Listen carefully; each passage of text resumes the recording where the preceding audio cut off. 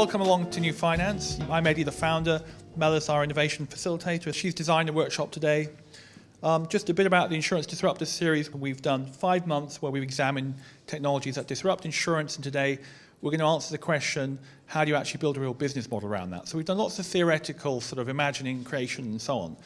Well, today we're going to look at that business model and see if it's real, if you can actually turn this into something that's profitable and sustainable. We're going to split out to Melis' workshop bit in a minute, but essentially we're going to map the audience, then we're going to go through the workshop, obviously. We'll do a learning and reflection session at the end. We'll close by about 5. Okay, Melis, I'll hand over to you. I've got the Prezi set up here. Yeah.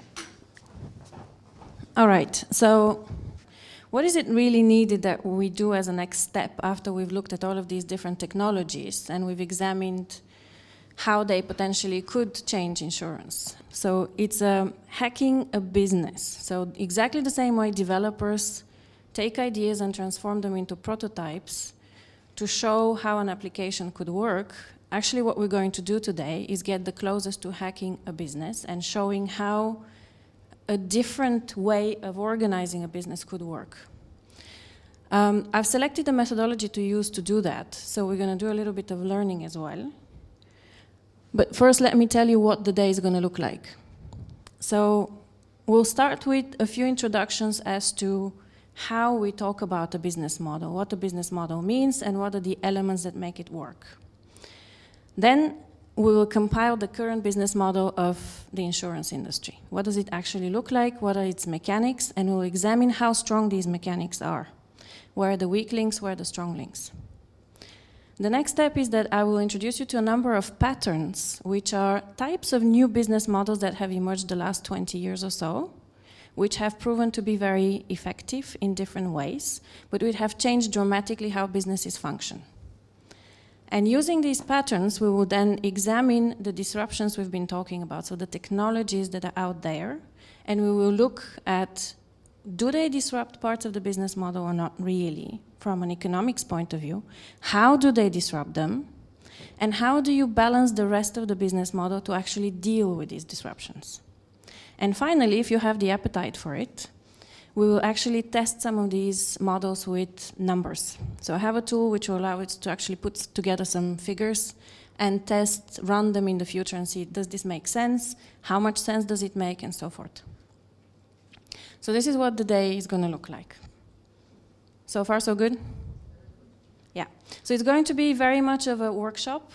I will do probably just 2 short presentations of about half an hour simply to get the terminology on the table. And the rest of it is us thinking together. I've done a fair amount of thinking myself around this, and I find it actually a very interesting exercise to play around with the elements and see how it works. To my knowledge, nobody yet has done anything as systematic in this field as what we're doing here.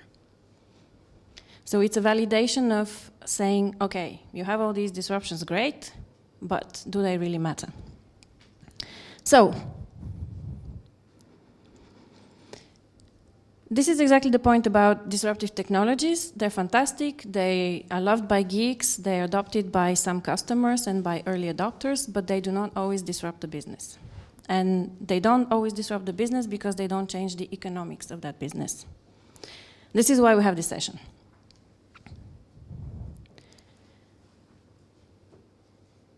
These are our objectives. That's all we have to accomplish by the end of the day. And this is the methodology. The methodology is called business model generation. Does anybody know this methodology in the room? Great, so you're going to be helping on the way.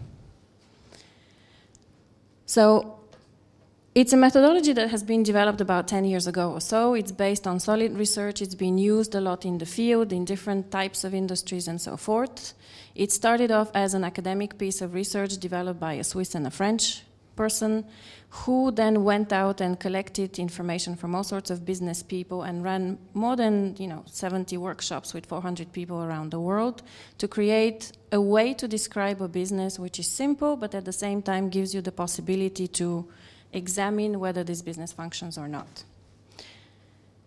It's been used in all sorts of different places, even in things like this. So even the World Cup has their own business model. It's a great way of putting on a single piece of paper everything that describes a model, everything that describes a business, how that business functions, but also to communicate to people about it, and to change elements to see their interrelationships.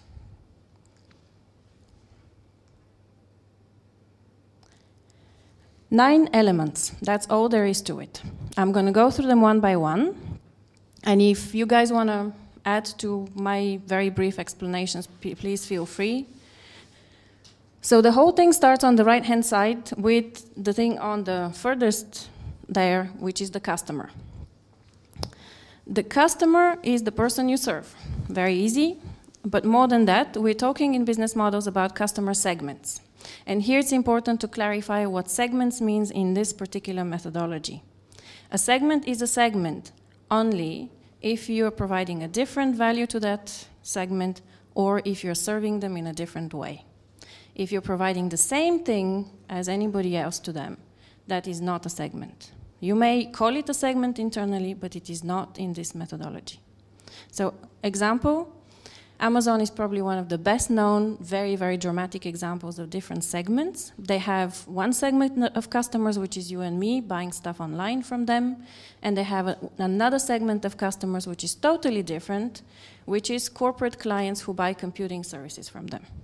Two totally different value propositions delivered in very different way, serving two very different groups. That's what is called a segment. In the customers, we distinguish between several different types of segments. And I'll give you the two extremes. On one side, mass market, so you serve anyone. On the other end of the extreme, niche. You serve very, very small group. And which type of segment you have drives a lot how the mechanics of the rest of the model works.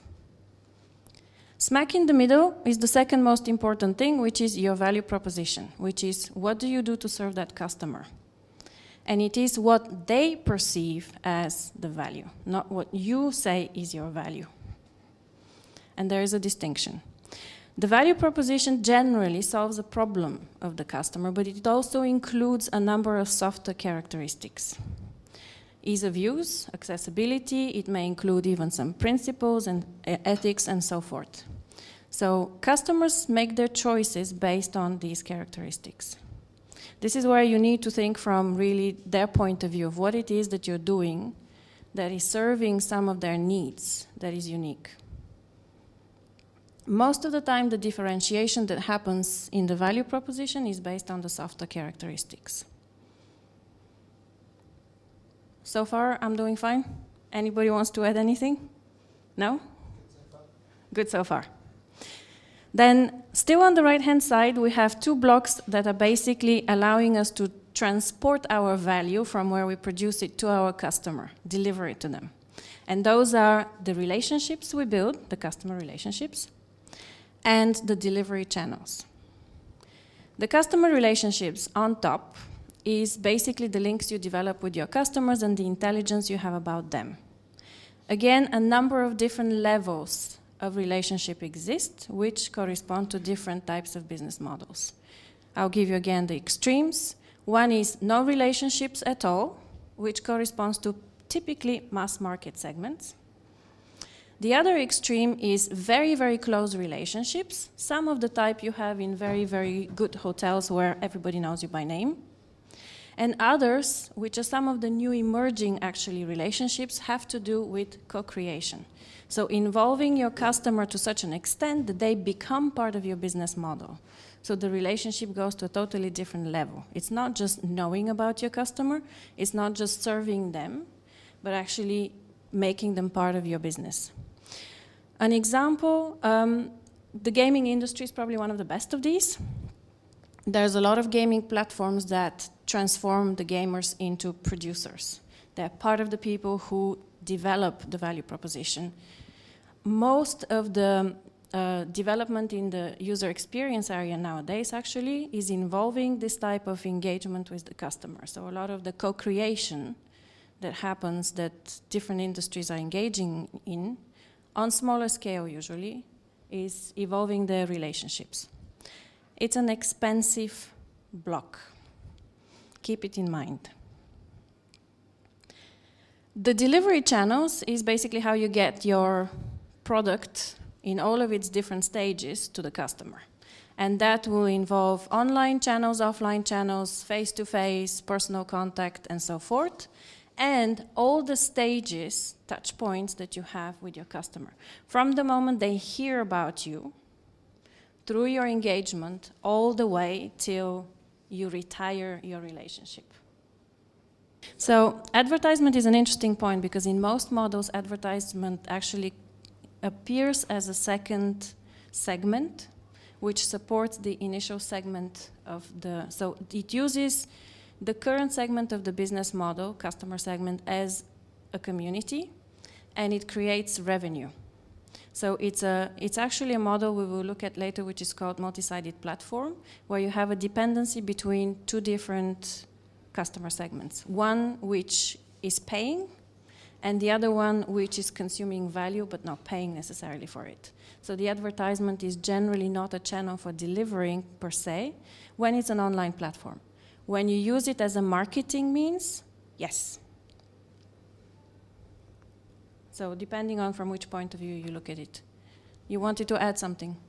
We use this an awful lot. We use this an awful lot, and insurance is a very heavily intermediated business. So one of the things that we often find you end up having to do is sometimes look at dividing that value proposition down the middle and say value prop to the broker or intermediary and value proposition to the end customer. Because sometimes it's not quite a two-sided model, yeah, but it feels a little bit like you're pitching to two customers, essentially. Yeah, so I would actually treat this as nearly as a different segment, but a segment which appears in two places. It appears here as a customer, but at the same time it appears here as a partner. And this is something that happens quite often in business models, is that elements can appear in several places. So it's a partner to whom you're delivering a value that they as well use to create a value to deliver to another customer. So there's this kind of interesting dependencies that come, and that's exactly where we're going to start seeing some of the new patterns of business models coming in and changing some of these elements. Absolutely. So this basically was the right-hand side of the model. Now, the other side is everything that we have to do in order to produce the value. And there are three elements that are important, which is the key activities we need to perform in order to produce the value. So not all of your activities, but those that actually are absolutely key to get that value out. The key resources you need to do that: human, technical, knowledge, etc., platforms, and the partners. A note on the partnerships as well. This is a thing which has several layers as well, similar to the relationships, from simple supplier relationship type of partner through joint ventures to models where the partner actually is integrated in the model and is appearing as a customer or as a producer of value. So partners affect a lot of the other elements. Partners can appear here, here, a lot here, and even there. So they are a way to deliver some of these things, and the level at which you engage with them would change the way the model works. They will affect as well to a big extent some of your costs and some of the mechanics around your revenues. So this is where one of the things that is not often looked at in traditional business models is models where partners are actually part of the business and you're looking at revenue sharing, not at paying a supplier. The bottom of the equation is all that has to do with money, what comes in and what goes out.